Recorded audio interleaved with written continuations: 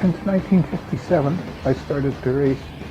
It had just started in California, and it was beginning to move up the coast and into Vancouver.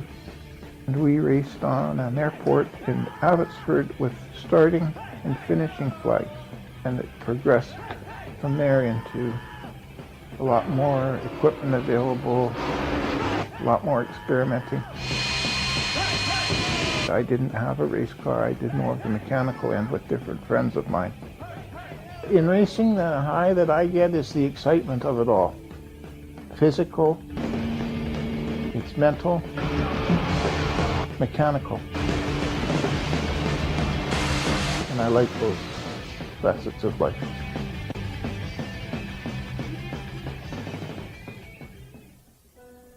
Drinking became a problem when I was in my early teens.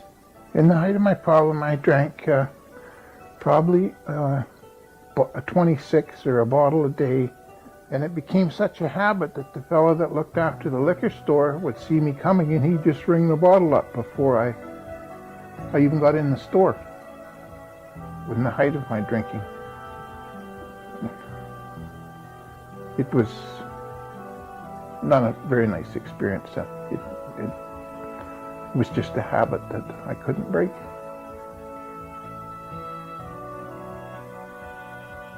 Growing up in a family with an alcoholic was definitely very, very difficult. I mean, we didn't know from day to day what it was going to be like that day. Some days were great. We had a wonderful time with him. Other times it was really bad.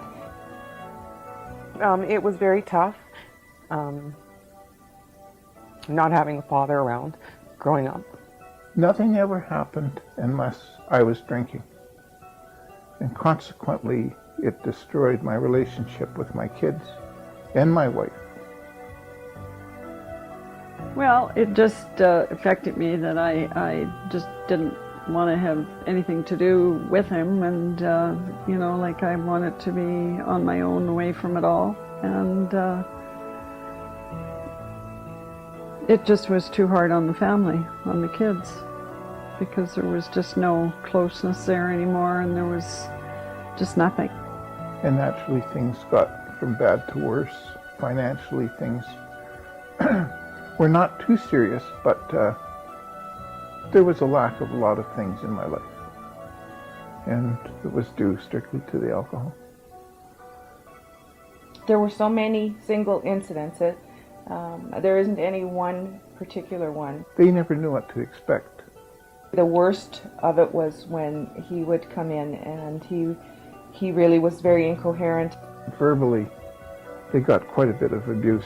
He would start a fight and it would get everybody in the house going. Not intentionally or not to hurt them, but it just became the way I was. He got it back just as good as he gave it too, because of the situation he forced us to be in. It was not a very nice life for them. Growing up in a family with an alcoholic parent is pretty tough on you. It affected me to the point that I just pretty well shut everything out. I would just leave the house. I would try to not be around at all, just, take off and not have to deal with it. For that, I feel I'm very sorry about that, because that's basically what I went through in my life. My dad didn't have any time for me, and I hadn't realized that till I was quite a bit older. And by that time, I was so far into alcoholism that I was not able to really cope with it. There was one incident when my dad lost his license due to drinking and driving, and I was 14 years old. I had my learners, so I became his taxi cab. We would stop at the local taverns on the way home. He would go in and I would sit out in the truck and wait and wait and wait for him. But sitting out in the truck, after a while it got to be, it was just like I would be mad. I'd be just waiting and waiting. I'd watch that door of the tavern open up and it's not Dad. He'd say, go in for a quick beer, and I'd be sitting in that truck for an hour and a half, 2 hours. I couldn't leave. I had to wait for him. Bart, he's really always been my friend, and I know it terribly hurt Bart that he couldn't grow up, and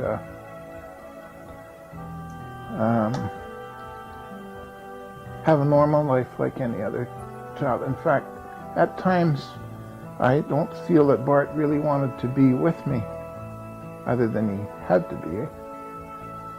It didn't matter where we were or what we did, he drank all the time. And I saw the family, you know, getting further and further apart, and that's when I knew there was some serious problems and that he needed help. We had always said, boy, it'd be fun to race. Like, my dad and I would be talking, we'd be driving home from the race park, and we'd have all these big ideas about racing and maybe building a car. That never happened. I mean, he could never do anything like that while he was drinking. There's just no way you could commit to, it was the bottle and that was it. I realized that my health was going, and my daughter disallowed me to see my oldest grandchild, and that really shook me. He wasn't welcome anymore, and he was not going to see his grandchildren. And I literally threw the keys at him and told him to get out. My final day, I pulled up to the bank, and I kitty corner parked to the bank, or on the angle, and went in, and I couldn't sign a check. I shook so bad. And across the street there was a crisis center, and they took me in and got me calmed down. And he went home, and from that day on, he never touched another drink. I consumed alcohol from the age of 15 to 50 years old. I stopped drinking on April the 1st, April Fool's Day. So life goes on. And when I retired, that's when I built my own car, which Bart drives now. We decided that maybe let's get back together and, you know, and start a car and maybe do a hobby together and have some fun.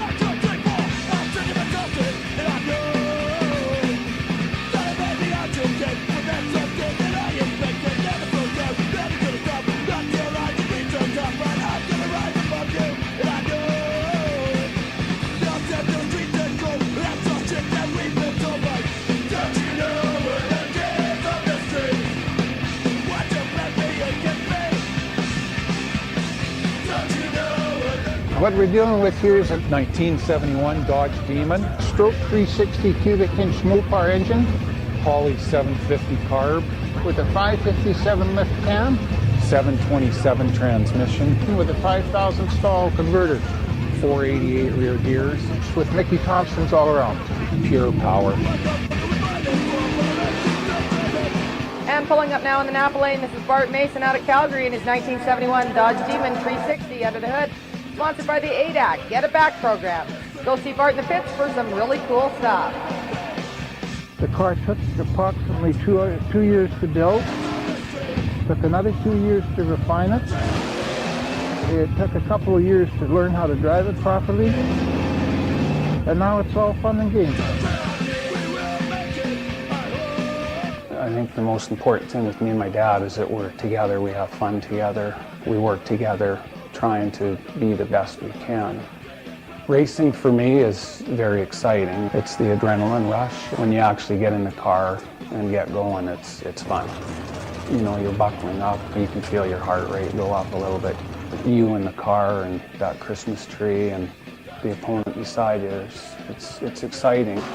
Like I say, a natural high almost. And you're only making a run of 11 seconds and you kind of think back at it, you can't even actually remember things about it. You're so focused to the finish line that it goes by quite quick and you don't even seem like you're breathing.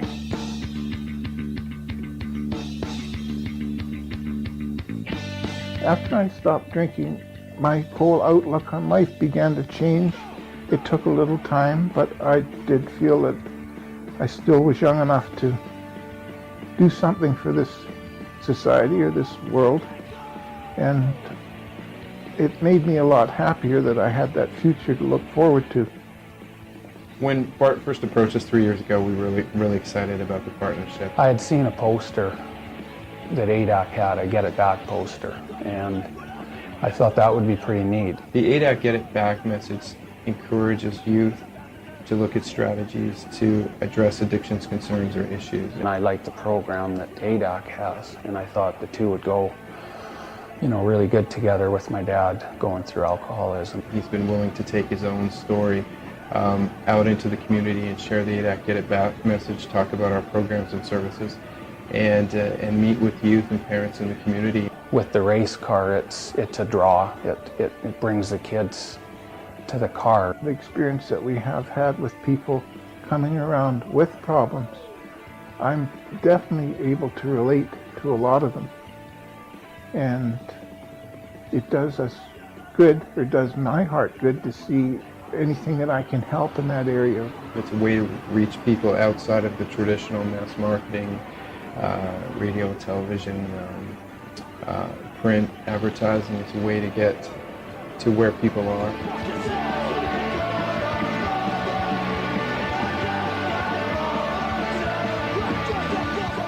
The public service announcement with AADAC that we did. Hi, Bart, Sean here. Hey, hi, Sean. I just want to let you know I had a chance to look at the rough cut of the copy with Cheryl and Jesse. It looks great. P.S.A. looks fantastic. Excellent, yeah. I'm anxious to see the P.S.A. It'll be really good. It was awesome. I mean, it was really exciting to do. Next up, Bart Mason. 120 miles per hour, 1,320 feet, 11.26 seconds.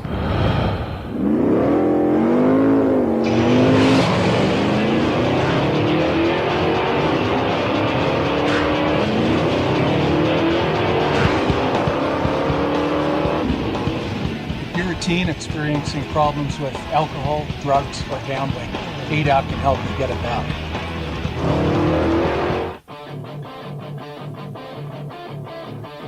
Fast, exciting, in your face. Pretty good adrenaline rush. The message that the P.S.A. speaks to is that life is full of natural highs, and that addictions and addiction substances may oftentimes take away from those real life experiences. And Bart's message about no alcohol, no drugs, pure adrenaline speaks to the fact that when he's out there racing, there's no greater high.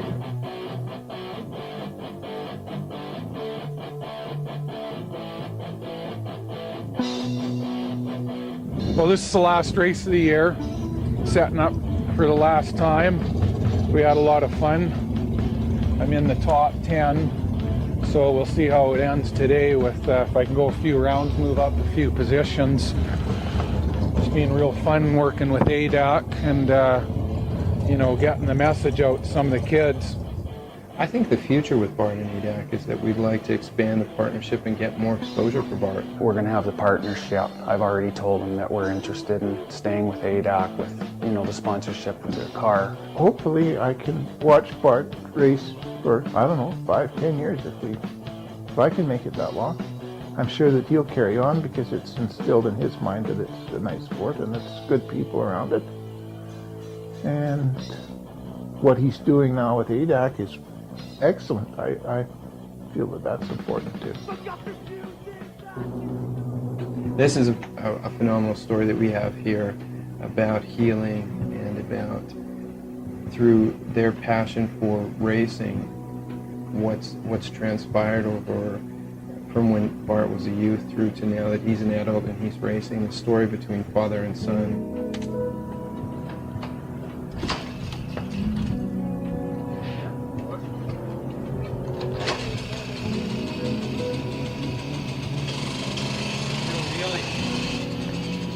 We work together, trying to be the best we can. Bart does a very good job. He's very conscious.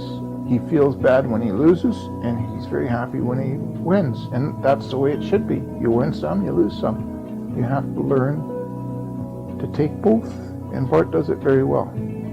That was something that I was never able to teach him when I was in the alcohol. And I don't say I'm teaching him, but I'm there to assist him when he feels bad. And that makes me feel good. It's what keeps us together. He enjoys it.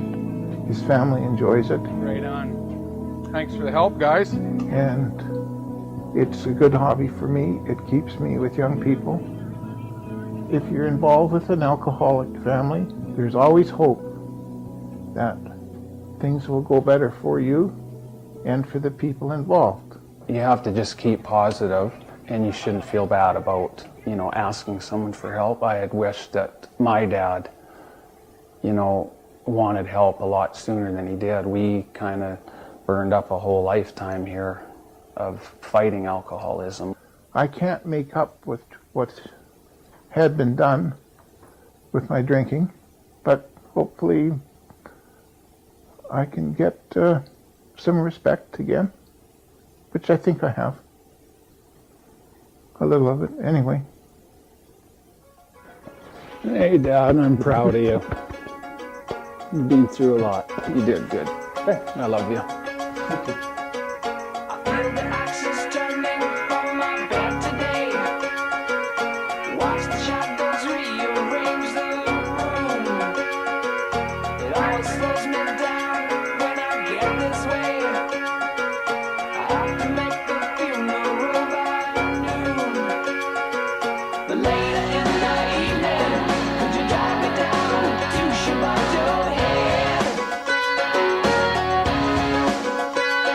Come down and see my car, the AADAC Screaming Demon, tear it up on the track, and come and say hi. I don't know. Oh, man.